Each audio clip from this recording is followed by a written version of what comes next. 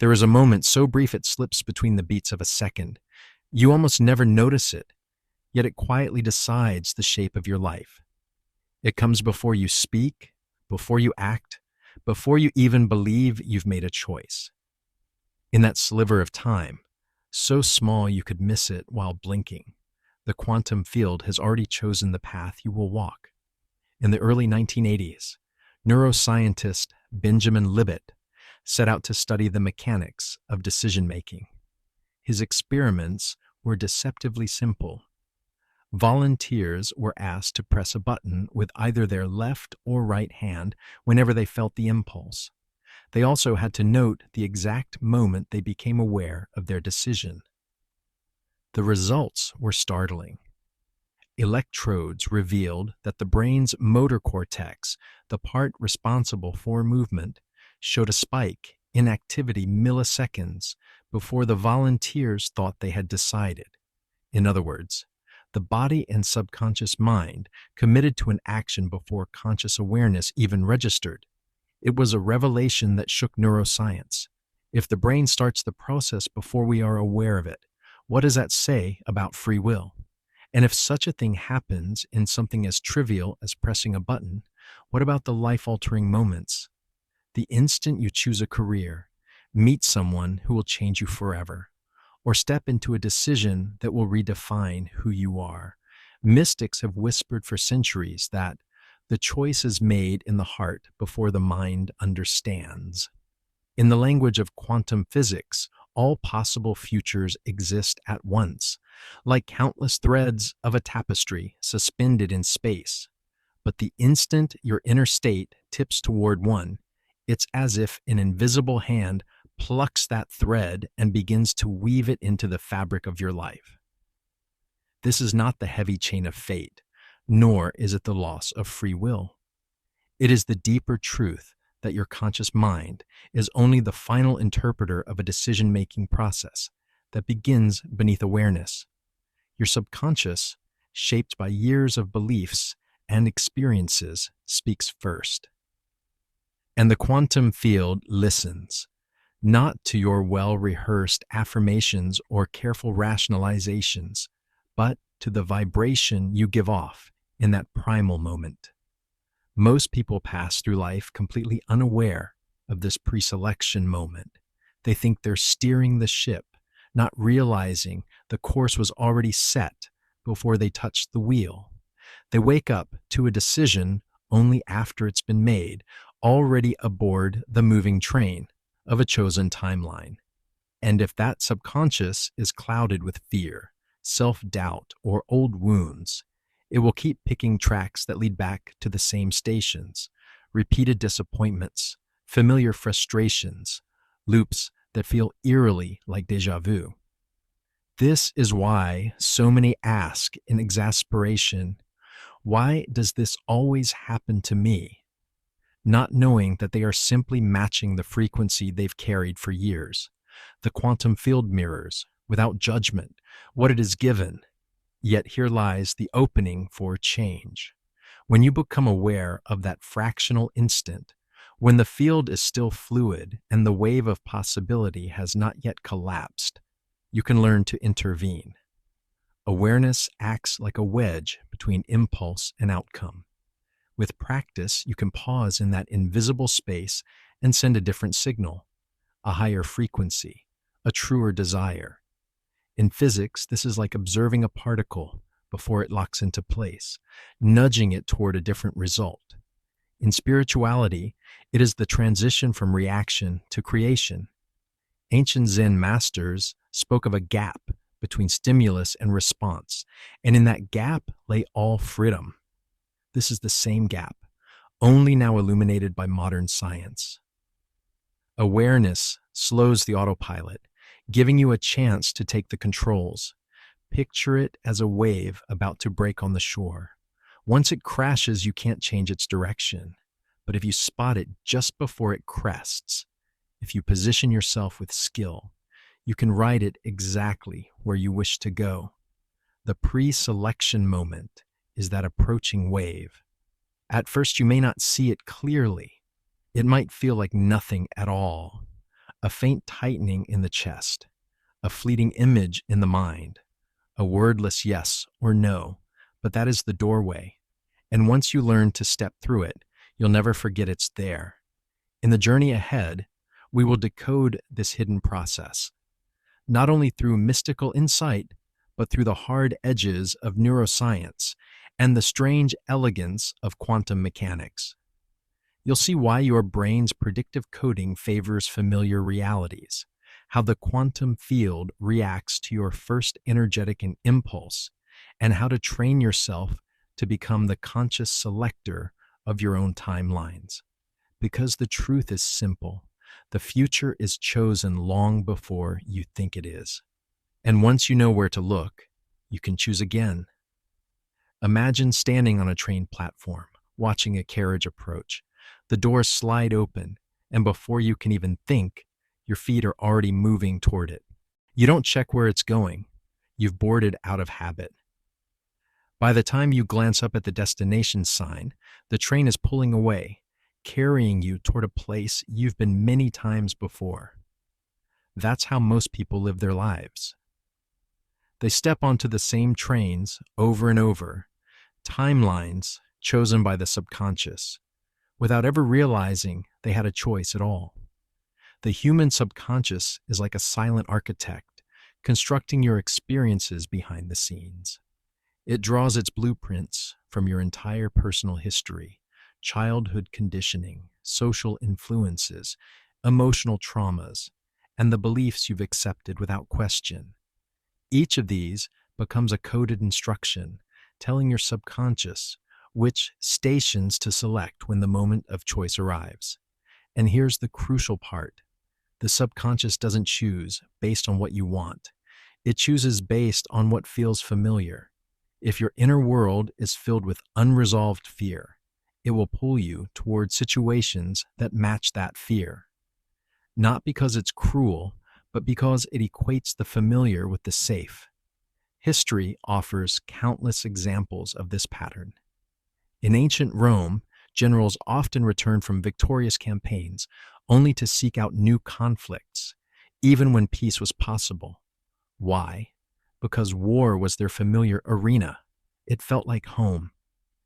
In the same way, someone who grew up in an environment of scarcity may unconsciously seek situations that reinforce that scarcity, even while consciously chasing abundance. The result is a loop. You wake up in the same kind of relationships, face the same kinds of setbacks, and tell yourself the same kinds of stories. The faces and places change, but the script is eerily familiar. Over time, you start to believe that this is simply your fate, when in reality, it's the product of unseen pre-selection. This is the moving train the mystics warn about. The Sufi poet Rumi wrote, "Don't get on the train of thought that takes you to yesterday." He wasn't speaking of nostalgia. He was speaking of the habit of choosing the same path unconsciously over and over. Neuroscience gives us another lens to see this. Your brain is wired for efficiency. It conserves energy by following the neural pathways it has already built, like footpaths worn into the grass by years of walking the same route. Every time you think, feel, or act in a certain way, you reinforce that path, making it easier for your brain to follow it next time. This is why emotional habits are so hard to break. They've been paved into your subconscious map of reality. But there is hope, because even the deepest grooves can be reshaped. And it all starts in that fraction of a second before you step onto the train. If you can notice the pre-selection moment, you can choose a different carriage. You can redirect the track entirely. Here's where awareness becomes revolutionary. The moment you catch yourself leaning toward an old pattern, you can intervene, not with force, but with a gentle shift in energy. This is the work of the conscious creator, to interrupt the autopilot and steer toward the unknown, trusting that unfamiliar does not mean unsafe. Spiritual traditions have always understood this. In the Bhagavad Gita, Krishna tells Arjuna that awareness before action is the highest form of mastery, that one must stand firm before the arrow is released. The arrow, in our case, is the subconscious impulse. Catch it before it flies, and you change where it lands. Without this awareness, the loops keep repeating. With it, even the smallest pivot can open entirely new landscapes of possibility. You can step off the train mid-journey and board another headed somewhere you've never been. You can turn a life of repetition into a life of conscious exploration. And the most extraordinary part, the quantum field responds instantly to that shift. You don't have to dismantle your old life brick by brick. You only have to step through the door in the moment before it closes. In the next section, we'll see how this moment mirrors a principle from physics, the observation of a particle before collapse, and why the ancients and modern scientists alike agree. The universe changes when you learn to ride this moment instead of being carried past it. In physics, there is a moment known as wave function collapse. Until that instant, a particle exists in a haze of probabilities, occupying many potential states at once. But the moment it is observed, truly observed, it snaps into a single reality. What's fascinating is that this isn't just a matter of lab coats and equations. It mirrors something deeply human. The instant before your subconscious locks in a decision. Think of this pre-selection moment as standing before 1,000 unopened doors. All are possible. Your subconscious, like an unseen hand, is already reaching toward one before you're aware of the movement. And once that door begins to swing open, the others fade from view. Mystics have always spoken about this. In Zen, it's the pause before the brush touches the paper. In Sufism, it's the breath before the first note of a song. In Christianity, it's the quiet before "let there be light." These moments are charged with potential, still unshaped, still free. The mind hasn't yet narrowed the field. The analogy to the ocean is a powerful one. Imagine a wave rising in the distance. From far off, it has many possible shapes. But as it draws nearer, the shoreline, wind, and current begin to influence it. By the time it crashes, its form is inevitable. The pre-selection window is like catching that wave while it's still forming, while the water still responds to the subtlest shift in your stance. And here's where science and spirituality shake hands. In physics, the act of observation changes the outcome. In spirituality, awareness is the birthplace of transformation. Both point to the same truth. What you notice in that fraction of a second and how you meet it shapes the reality that follows. The challenge is that this window is fleeting. It's not a wide, leisurely pause where you can weigh every option. It's a heartbeat, a shimmer in the air, a half second where your energy state is still malleable. Miss it, and you've already stepped into a trajectory. Catch it, and you can bend that trajectory towards something entirely different. Imagine a battlefield commander in history. Let's say Alexander the Great, surveying the enemy's movements. There comes a single instant when the enemy exposes a weakness. If Alexander sees it, if he acts in that breath, the battle can be won. If he hesitates, the moment closes, and the opportunity dissolves. Your pre-selection window is no less critical. It's just fought on the terrain of your own mind. The beauty of becoming aware of this space is that you don't need to force change after the fact. You're not pushing against the tide. You're quietly redirecting it while it's still fluid. The effort is smaller, but the results are greater. In time, this awareness can become so natural that you no longer miss the signs, the shift in your body's tension, the flicker of emotion, the almost whisper of intuition. Once you've mastered it, you start living more like a surfer than a swimmer, aligning with the motion of life rather than thrashing against it. And like the great navigators of history, you begin to sense currents others overlook, finding openings in what seems like chaos. In the next section, we'll see why this ability matters so much, not just for your personal transformation, but because the quantum field itself is responding to you before you even make a conscious move. It's not waiting for your speeches or vision boards. It's already tuning into the signal you send in, the quiet before thought. Before you speak, before you decide, before you even form the thought, your energy has already been sent. The quantum field, vast and unblinking, responds to that first signal, not the one you craft later with careful words. Neuroscience calls it predictive coding. Your brain isn't passively recording life like a camera. It's more like a playwright, scripting the next moment before it arrives, using the raw material of past experiences, emotional imprints, and stored beliefs. In this way, your brain becomes a forecasting machine, constantly running future previews based on what it already knows. This means your subconscious is sending out energetic broadcasts, expectations, before you take any deliberate action. And here's the revealing truth. The quantum field doesn't care whether those expectations are deliberate or accidental. It simply reflects them. If your subconscious expects rejection, it radiates rejection.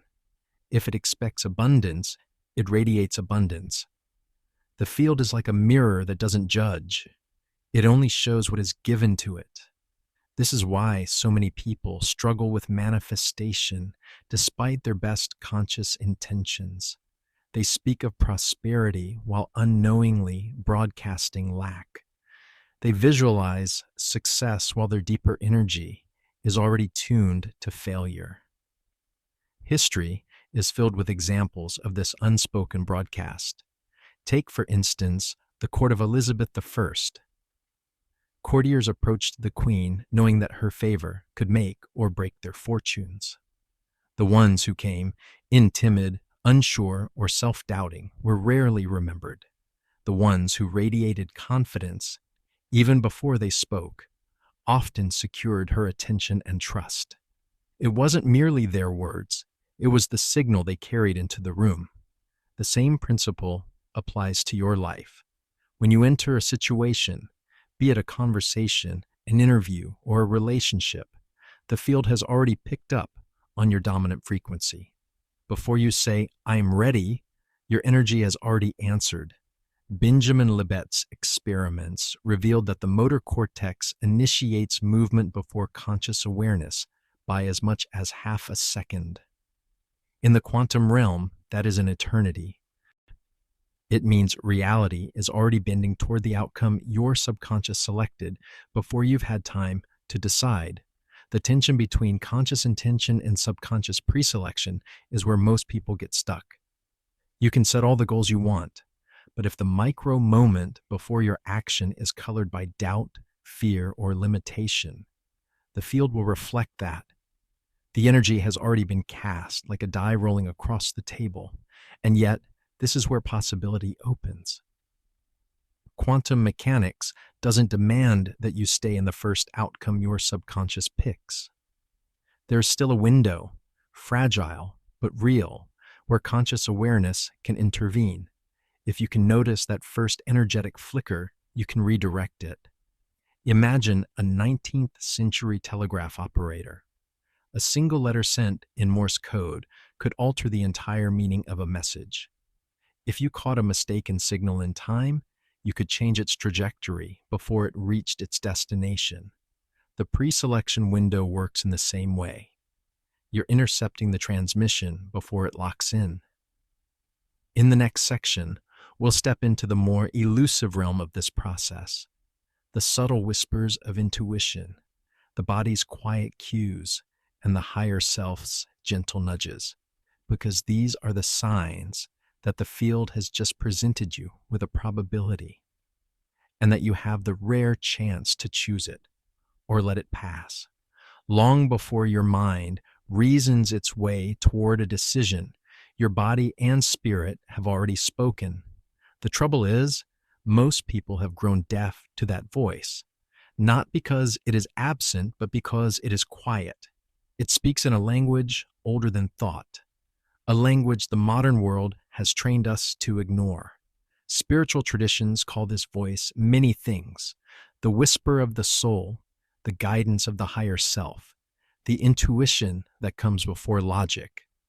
Across cultures and centuries, it has been revered as the truest compass a human can follow. The Greek philosopher Socrates described it as a daimonion, a divine inner presence that warned or encouraged him without explanation. The Navajo call it hozo, a state of harmony felt more than understood. In the quantum context, this whisper is the very first observer, arriving before your thinking mind focuses on a possibility. Your subconscious has already seen it, already tipped the wave function toward a particular outcome. What you feel in that instant, a quickening heartbeat, a sudden stillness, a flicker of excitement or unease, is the echo of that choice. The body is the messenger here. It flags these moments with microsignals: a breath that deepens before you speak, a warmth in the chest before you move towards something, a subtle tension in the gut before you turn away. These are not random sensations. They are the early vibrations of a new probability forming in the field. You can think of them as the ripples that appear on a pond just before a fish breaks the surface. The tragedy is that most people override these signs with the noise of old stories. It can't be that easy. I've failed before. I need to figure it out first. And just like that, the opening closes. The higher self's whisper is replaced by the mental committee of fear, doubt, and habit. Yet there are those who have learned to honor that whisper, and history remembers them. Joan of Arc, a peasant girl, claimed to hear divine voices guiding her toward a destiny no one believed possible. Whether one views her visions as spiritual or psychological, the fact remains: she acted on a signal most would have dismissed. The result was a seismic shift in the course of France's history. Developing this skill is much like learning to hear a faint instrument in a noisy orchestra. At first, you'll miss it entirely, but with practice, quieting the mind, softening the body, you begin to catch its subtle entrance. Over time, it grows clearer until you recognize it instantly, no matter how loud the world becomes. The more you follow this guidance, the more the field responds in kind. It's as if the universe begins to meet you halfway, placing more opportunities within your awareness simply because you've shown you'll notice them. This is not magic, it is alignment. You have become fluent in the first language reality speaks. In the next section, we will shift from recognition to action. You'll see how a simple 3-step process can turn these fleeting whispers into deliberate choices, how to slow the noise, anchor the first feeling, and commit in a way that rewires not just your mind, but the timelines you step into. Catching the pre-selection moment is one thing. Steering it toward the reality you desire is another. Fortunately, you don't need a dozen complicated rituals or years of retreat in a monastery. The process can be distilled into 3 deceptively simple steps, each rooted in both ancient wisdom and modern science. Step 1. Slow the mental noise. Pre-selection. Moments are quiet by nature. They live in the small space between thoughts. And if your mind is roaring with constant commentary, you will miss them every time. This is why mindfulness is not a spiritual luxury. It's a survival tool for anyone seeking conscious creation. Even a few minutes of daily stillness can recalibrate your nervous system to detect subtle shifts. Ancient warriors practiced this before battle, sitting in silence to sharpen their senses for the slightest change in wind, movement, or energy. They understood that victory often belonged to the one who noticed first. You are waging your own kind of battle, one for your attention. The quieter the mind, the sooner you'll detect the energetic nudge when the field presents a possibility. Step 2. Lock in the first feeling. When the pre-selection moment arrives, your body reacts before your mind does. It might be the release of a long breath, a soft expansion in the chest, a spark of excitement that flares without cause. That is the signal. Most people ruin this moment by rushing into how and what if. In quantum terms, they destabilize the wave function by introducing noise into the frequency. Your task is to anchor into the sensation instead. Hold it steady, like a candle cupped against the wind. Ancient artists knew this too. A calligrapher in Kyoto once told his student to feel the ink before it touches the paper. The steadier the feeling, the more coherent the signal you send into the field. Step 3. Commit with minimal action. Contrary to the push-heavy mindset of traditional manifestation, you don't need to leap into massive action to prove your choice. In fact, in the delicate pre-selection window, overexertion can scatter the signal. Instead, take one small but aligned step that declares, "I'm in." It could be sending a message, jotting down the idea, booking a meeting, or even adjusting your posture to match the version of yourself who has already made that choice. In history, moments have turned on such gestures. A sealed letter sent by horseback, a single handshake at a diplomatic table. These are not grandiose acts. They are declarations of alignment. When you combine these steps, something remarkable happens. You no longer chase the future from behind. You meet it at the point of creation. Over time, this rewires your subconscious so that it begins selecting higher frequency timelines automatically. The more you do it, the more your life begins to feel less like a grind and more like a conversation with something vast and responsive. In the next section, we'll look at the most common trap that pulls people out of this flow, how fear and doubt hijack the pre-selection window, and how to redirect yourself even when that first flicker feels shaky. Because the truth is, mastery doesn't mean perfection. It means knowing how to return to the wave, even if you stumble. The pre-selection window is fragile. It opens for less than a second, and in that instant, even the smallest ripple of fear can change the outcome entirely. Most people don't realize how quickly this shift happens, how easily a single thought can tilt the field away from possibility and back toward the familiar patterns of the past. Picture this. You're in a meeting. The perfect moment to share an idea arrives, and for a heartbeat, you feel aligned, confident, certain your words will land. But then, almost imperceptibly, a shadow thought slips in. What if they don't take me seriously? Your chest tightens, your tone falters, and the field, ever responsive, mirrors the new frequency. Suddenly the room feels colder, the moment less alive. The train has switched tracks and you're already moving toward a different outcome. Fear does this with ruthless efficiency. It doesn't shout, it whispers. Doubt, insecurity, self-criticism. These are the subtle saboteurs that hijack the signal before you're even aware they've entered. Neuroscience confirms this. The amygdala, the brain's fear center, can trigger an emotional and physiological response before the prefrontal cortex, the part responsible for rational thought, has a chance to intervene. In other words, your body reacts to danger, real or imagined, faster than you can reason your way out of it. But just as fear can shift the field, so can conscious redirection. The art is in catching the shift early enough to reframe it. Imagine walking into a room for a critical conversation. You feel a flicker of apprehension, but instead of letting it spiral, you pause. Shoulders back, a slow inhale, a subtle reminder. I already belong here. That tiny adjustment is like a course correction at sea.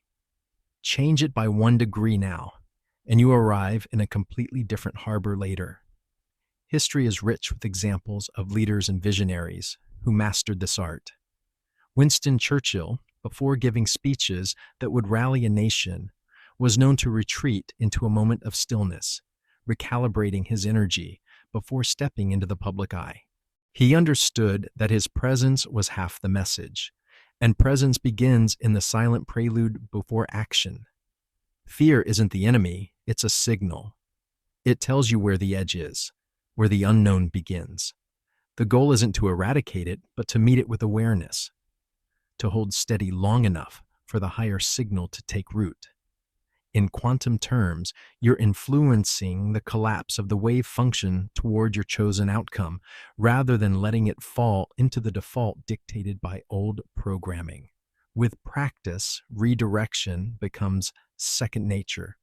You start to notice the micro moments when your frequency wavers and make the smallest shifts, breathing deeper, relaxing the jaw, recalling a moment of victory. That restore alignment.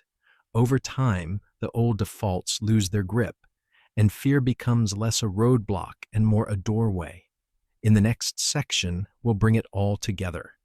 How mastering these milliseconds transforms life from a series of reactions into a seamless flow of chosen moments, and why the observer effect, both in physics and in your own life, holds the key to living in continual alignment with the future you truly want. When you learn to catch the milliseconds before choice hardens into reality, life begins to feel less like a sequence of accidents and more like a deliberate composition.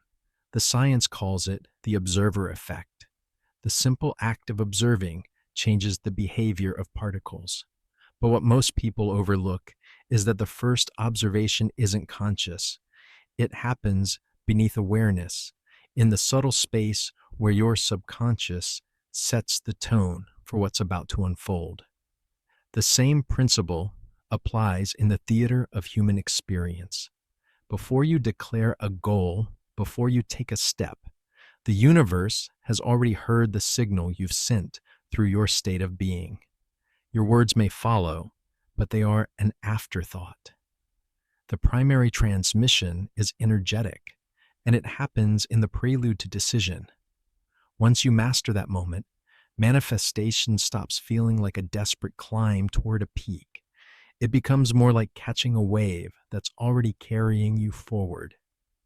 There's no strain in it, no constant second guessing, only a steady awareness that each breath, each gesture, each fleeting thought is another point of creation. In practical terms, this is not about perfection. You will still have moments where you miss the opening, where old patterns slip through and fear takes the wheel. But the more often you catch yourself, the more your baseline shifts. The subconscious begins to favor frequencies of abundance, connection, and opportunity because you've trained it to recognize and choose them. Spiritual teachers across centuries have hinted at this state. Neville Goddard called it living in the end, inhabiting the feeling of your desired reality before it appears. The Bhagavad Gita spoke of acting with equanimity, steady before victory or defeat. In each tradition, the message is the same. The future bends toward the vibration you hold before the world sees you act. History quietly affirms it too. Explorers, artists, and visionaries often describe a sensation just before they begin, whether it's stepping onto a ship bound for unknown seas, placing the first stroke on a canvas, or making the bold decision that will change a nation. It is the deep knowing that the path is already chosen, not by chance, but by the alignment of intention and presence. You can cultivate that same fluency. Pay attention to the breath before you speak, the stillness before you act, the flicker of sensation when a new possibility stirs. These are not small moments. They are the hinges on which your entire reality turns. From here on, your life is no longer a random sequence. Each pre-selection moment is an invitation to choose with awareness. Each choice is a brushstroke in the unfolding canvas of your timeline. And with practice, those brushstrokes begin to form a picture you recognize.